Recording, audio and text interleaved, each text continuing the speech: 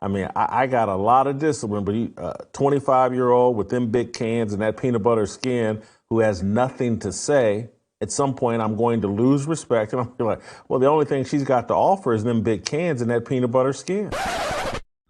Okay, so yesterday we had some breaking news in the sports media world that involved a huge lawsuit with some big names attached to it. First and foremost, Skip Bayless, who has since left the company, Joy Taylor, and FS1 EVP Charlie Dixon. It also mentioned Emmanuel Acho's name in the lawsuit and his alleged sexual relationship he had with Joy Taylor. Basically, there was a ton of messy stuff happening in that organization. Anyways, Jason Whitlock and Marcellus Wiley, who both used to work for FS1 and were co-hosts on Speak for Yourself, actually chimed in on the situation, and they revealed very interesting information about the work culture and the rumors swirling back from 2016. Here's that clip. I never heard that Charlie Dixon and Joy Taylor were sleeping together. But upon hearing that, I'm not gonna lie to y'all, it makes a lot of things make sense. It unlocks a lot for me. Sleeping with Emmanuel Acho, I've heard that before, multiple times. Recent as a week or two ago. Part of the reason it was suggested that they do a show together was because of these allegations in the lawsuit that they were sleeping together, conspiring to get that to go. Conspiring with Charlie, conspiring with Emmanuel Acho. Let's make this work. What is crazier is how they split apart, do different shows. You can say, well, Skip is fired, which is a part of this lawsuit as well. I mean, this is crazy. That's why I say I'm going to systematically break this thing down. They split apart different shows. Why did they go on different shows, they say?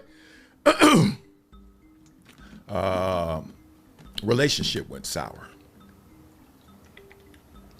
So, the Acho, the Joy Taylor, I've heard before. I want to be crystal clear here. I like Charlie Dixon, the executive that allegedly was sleeping with Joy Taylor, and that's how she got her position, according to Sheen, in this lawsuit. Just in the interest of transparency and just me keeping it real, when I was at Fox Sports, I don't know if this is factual, but I know what everybody thought. Everybody, these stories that Nusheen's talking about in this lawsuit, they were widespread and prevalent in 2016. Everybody across Fox Sports thought and gossiped about Joy Taylor and Charlie Dixon. Again, I heard the same talk as everyone else. My name was Bennett. I wasn't in it.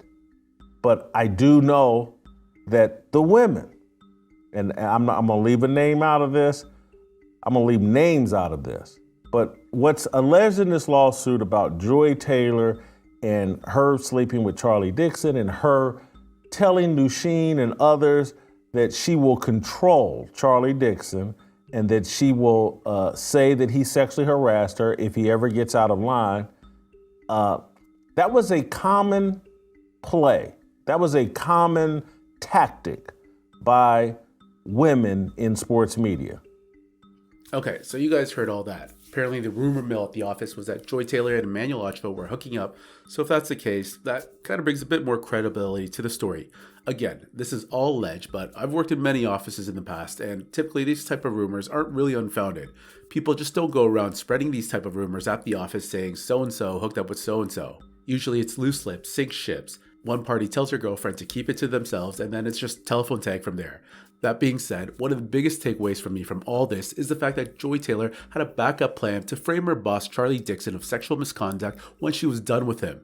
Yo, that is some crazy, diabolical shit if true. Man, that's why these women do a disservice to one another by making shit up like this. It's bad and hard enough for real victims to come out, but to put it out there like that makes it way more difficult for other women. The other thing that caught my attention was when Marcellus Wiley said he didn't know about the alleged relationship between Joy and Charlie, but that it all made sense. I'm guessing Marcellus feels like he was somewhat pushed out of the way at FS1 to make room for Joy, because you could tell where his brain was going with this. In case you didn't know, Marcellus Wiley and Jason Whitlock both co-hosted Speak for Yourself before Whitlock was replaced by Emmanuel Acho, and then a year later, Marcellus was replaced by, I think, LaShawn McCoy. Someone let me know in the comment section if I'm wrong.